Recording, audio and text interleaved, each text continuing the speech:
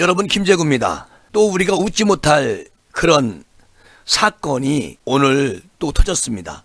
그 경찰이 한동훈 법무부 장관 주소, 가족 적힌 문서 이런 것들을 유튜브 채널을 가지고 있는 더탐사 측에게 넘겨준 것이 오늘 또 이렇게 드러났습니다.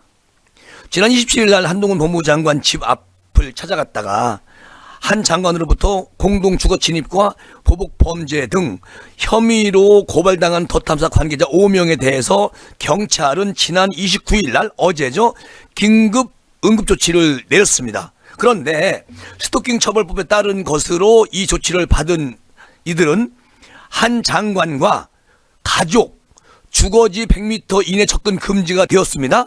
그리고 전기통신수단을 이용해서 접근해서도 안 된다. 이렇게 이제 경찰이 이런 명령을 내렸는데, 자, 그런데 말이죠, 서울수서경찰서가 이 과정에서 스토킹 행위의 피해자에게만 주도록 되어 있는 긴급 응급조치 결정문을 스토킹 행위자, 피의자 측인 더탐사 관계자에게 주는 그런 엉뚱한 일이 벌어졌다는 겁니다. 아니, 경찰이 어떻게 이런 일을 벌이는지, 도대체가 대한민국 경찰 왜 이럽니까? 이 문서에는 말이죠, 한 장관하고 가족, 개인정보가 고스란히 담겨져 있는 그런 문서인데요, 참 묘한 경찰입니다. 거기다가 말이죠, 더탐사 측은 이 문서를 일부 정보를 검게 가린 채 유튜브 채널에 내보냈어요. 한 장관 자택의 아파트 위치가 담긴 주소가 그대로 노출됐습니다.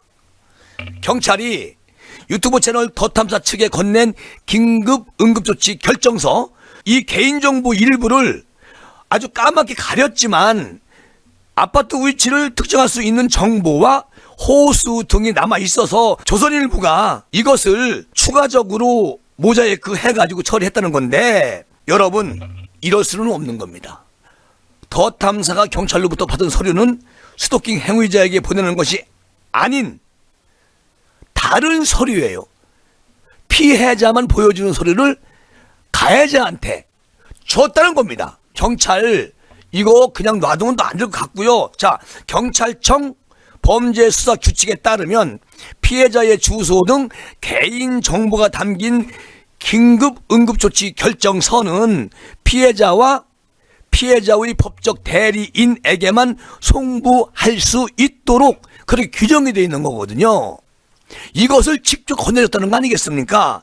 자, 경찰서에는 피해자의 이름과 주소 그리고 직장 등을 적도록 되어 있습니다. 어쨌든 이 스토킹 행위자에게 이것이 넘어가는 경우에 2차 가해가 우려될 수 있다는 그런 정보들 아니겠습니까? 자, 이 정도가 되면은요, 경찰서장부터 전부 다 조사해야 된다는 겁니다.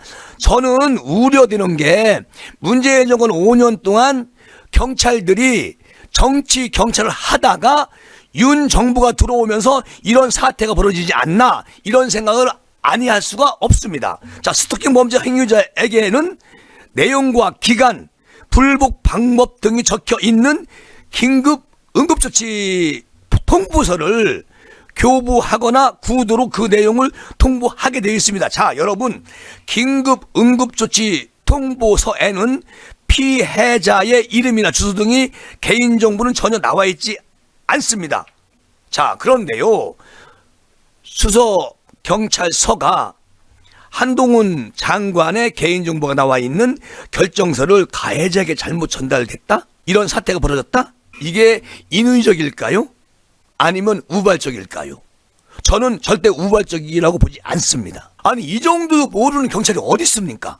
아니, 피해자의 인적 사항이 적히고 집까지, 그 마을까지 다 상세하게 나와 있는 그런 서류를 더탐사 저 잡배들한테 건네준다? 있을 수 있는 일이 아니죠. 그 서울경찰청 관계자는요, 어떻게 서류가 잘못 교부됐는지 이 사태를 파악하고 있다는데, 파악이 중요한 게 아닙니다. 이걸 건네준 경찰관, 그리고 수서, 경찰서장 이런 사람들의 사상을 한번 조사할 필요가 있다. 난 그런 생각이 들어요. 세상에 이거 참 있을 수 있는 일 아니거든요. 더구나 대한민국 법무부 장관입니다. 그리고 그 법무부 장관 집까지 진입을 해서 그냥 떼거지로 가서 일을 저질렀어요. 국민 모두가 지금 긴장하고 있습니다. 이런 상황까지 만들어 놓은 덧탐사 패거리들한테 현직 경찰이 이런 서류를 넘겨줬다? 어처구니가 없죠. 큰일이다. 대한민국 경찰. 이런 생각을 안 할 수가 없네요. 아, 정말 참 답답하고 암담합니다.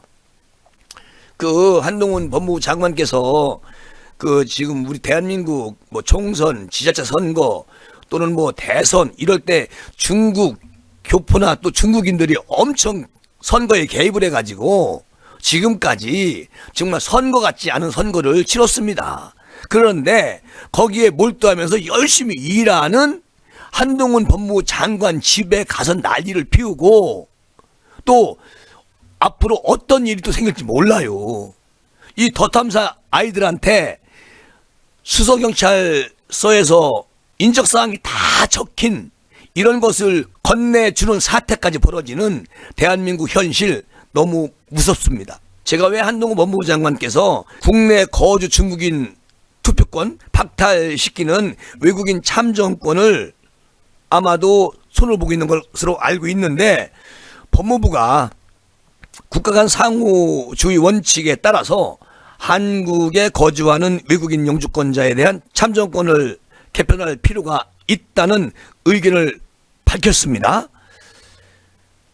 조정원 의원 있죠? 야당 의원. 조정원 시대전환 의원실이 오늘 공개한 자료에 따르면요. 법무부가요. 외국인 참정권을 상호주의에 따라서 폐지하는 그런 방안을 검토하고 있느냐. 이렇게 조정원 의원이 질의를 했는데 여기서 이제 법무부는 이렇게 말을 합니다. 우리나라는 3년 이상 된 영주권자에게 지방선거권을 부여하고 있는데 반해서 해외 거주 우리나라 국민은 대부분 해외에서 선거권이 없다는 겁니다. 그러니까 이렇게 불리한 문제를 해결하기 위해서 해외 선진국들의 영주권 제도를 참조를 한다는 거예요. 그리고 상호주의 원칙으로 영주권 제도 개편을 추진할 필요가 있다. 이렇게 조정훈 야당의 시대전환 의원에게 보냈다는 건데 다만 여기서 법무부는 국민의 다양한 의견을 수렴해서 선진화된 이민 정책의 체계적 추진을 위해서 노력하겠다. 당분간 의견 수렴이 필요하다. 이렇게 이제 답변을 보냈는데 제 생각에는 법무부에서요. 아마도 이 상호 참정권이라는 거, 선거권 이런 것을 아마도 중국인에게는 투표권 박탈될 가능성이 분명히 있다. 난 그렇게 내다보고 있습니다. 자, 현행법상 한국 영주권자는 대선과 총선에서 투표권을 행사할 수 없지만 지방선거에서는 투표권을 행사할 수 있게 되어 있습니다. 이것도 사실은 잘못된 부분이에요. 외국인 영주권자가 처음 지방선거 투표권을 갖게 된 것은 2006년 지방선거서부터 갖게 되어 있었는데 만약에 외국인 영주권자에 대한 참정권 개편에 나선다면 중국인 유권자가 가장 큰 영향을 받게 되고요. 결국은 중국인 투표권이 박탈된다. 그렇게 저는 내다보고 있습니다. 중앙선거관리위원회가 지난 지방선거에서 외국인 유권자 12만 7,623명이었어요. 그런데 국회 예산정책처 수산에 따르면 3월 말 올 기준입니다. 중국인 유권자는 9만 9,969명입니다. 중국은 외국인 영주권자에게 투표권을 허용하지 않고 있습니다. 자, 그러면 우리도 중국인에게는 투표권을 허용하지 말아야 되는 거 아니겠습니까? 이것이 한동훈 법무부 장관님과 법무부가 조정훈 시대전환 의원에게 보낸 답변서거든요. 결론은 뭐냐? 중국이 우리 대한민국 국민이 중국에 영주하고 있고 영주권을 따냈는데도 투표권을 주지 않습니다. 당연히 대한민국도 중국인이 대한민국에 와서 살아도 영주권이 있어도 투표권을 안 주는 것이 상호지간의 형평성이 맞다.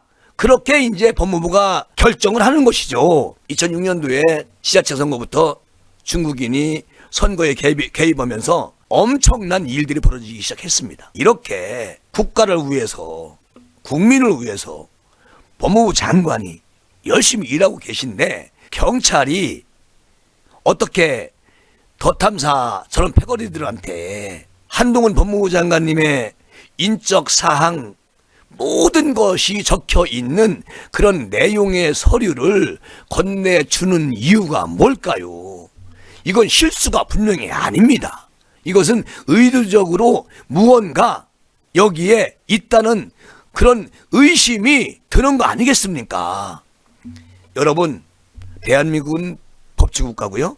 자유민주주의입니다. 그런데 경찰은 민중의 지팡이라고 하잖아요. 그런 경찰이 가해자, 즉 범죄자에게 피해자 인적 사항을 건네준다. 이거는요, 있을 수도 없고 있어서도 안 되는 그런 문제입니다. 참 걱정이다.